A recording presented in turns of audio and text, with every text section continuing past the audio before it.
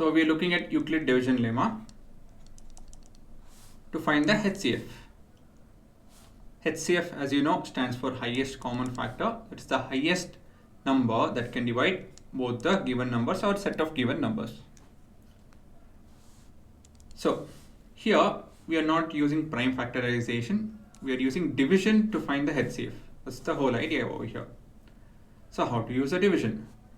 First thing is, given the two numbers, you need to notice which is the highest number.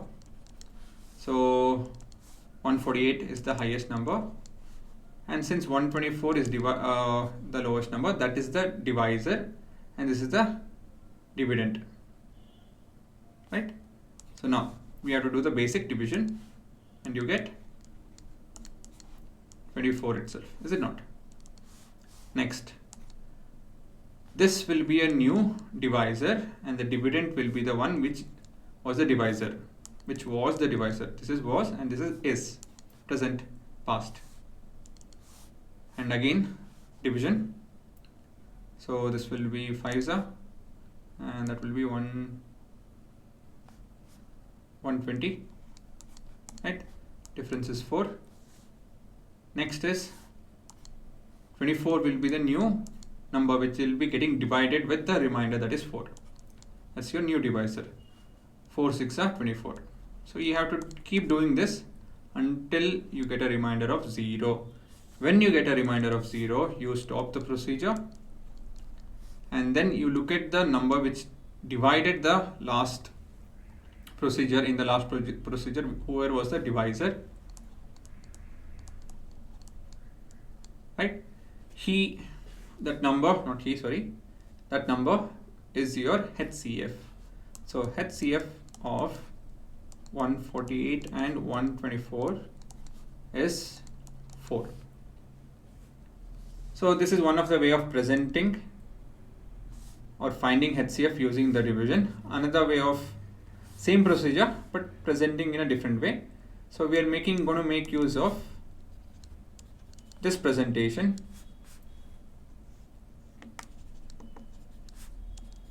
Right, we're going to make use of this presentation to find the HCF. How to do this? Well, again start with the bigger number is equal to the smaller number into the quotient, plus in this case the remainder was 24. Same procedure, I'm writing in an equation form, that's all. And then 124 will be the one which is getting divided. 24 is a number which is going to divide. In this case this is 5s, plus the remainder is 4. Next, 24 is going to get divided with 4. So 24 is 4 6s, and then the remainder is 0. So at last we have the remainder as 0, and thus the number which divided in this is your HCF. So HCF of same thing, 148 and 124 is 4. So let's understand this same thing using your Python programming. Okay, so I have a program which will help us understand this steps. So mainly we are trying to understand here the steps, the procedure, so as to understand what happened over here.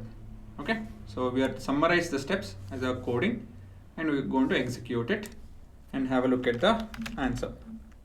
Right, so let me start off by noticing what are the numbers 148 and 124. So because I'll be prompted over here, I code it such a way.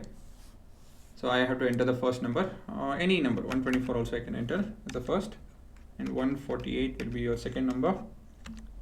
And you can see the same set of steps, right? Same set of steps, and you got the HCF as 4.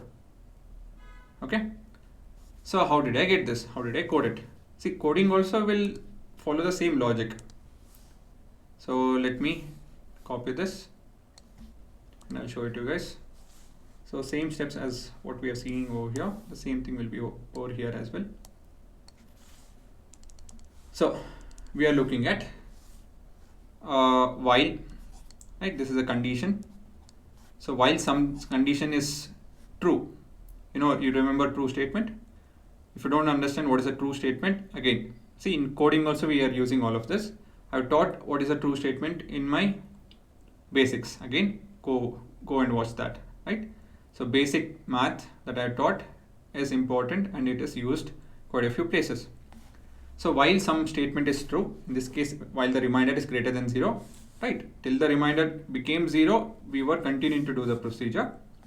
So we are asking the program to run this code in this place, right? You can see there is an indentation, that is, there is a gap.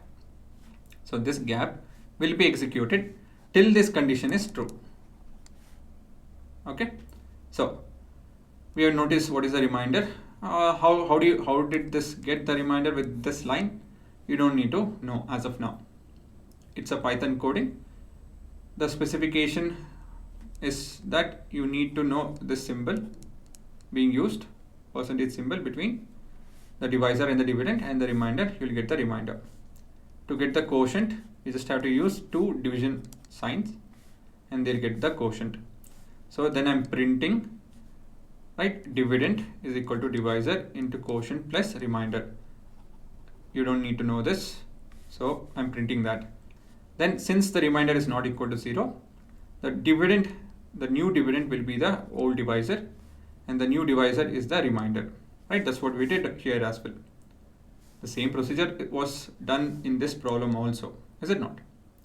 Here too we did the same thing, the very first thing which we solved. And in the second method as well we did this, and in the third method, that is using coding, we are seeing the same logic. See, logic everywhere is the same. In all of this, the logic is the same. The main idea behind how this logic makes sense, that I can't talk now. That will be too confusing for you guys. So I'm just talking about the steps, the procedure. The procedure, in actually more than the logic, it is the procedure which we are following. In all of this, the procedure is the same. It's the way we represent it, that's all, right? So we found, we continue to do this division and so on and so forth, and end of it, when the remainder is lesser than 0, that is, in this case it will be equal to 0, then the statement becomes false, is it not? So when it becomes, just a minute, when it becomes false, this exit means it will come out of the loop and execute the next line. In this case, I have told HCF of the first number and the second number is the last dividend. I've written the dividend because actually I could have written the divisor also, but anyways, you don't need to think about this also. Why is it so? It's to do with coding, right? So in this case, this is your divisor. Okay, right? Same procedure, but 3 different ways. So if you guys want to, we can try a few more numbers. So let's execute. I'm thinking of say 125 and then 100. Right? What is the HCF? Think about it. Try it. Use Euclid division lemma. Don't use your traditional way. Pause the video and try it. I'm going to show the answer now, and the answer is 25. Right? These were the steps that you had to do. I hope you guys have done it. We can clear it and try one more question. So the first number I'm thinking of, let's give some big number. Right?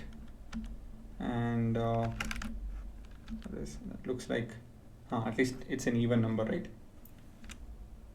So yeah, it's divisible by 2. Quite a few steps. It's a lot of steps, but it did it within fraction of seconds. That's the power of coding, right, guys? So yeah, same procedure. We'll look at the few more examples and you guys are done.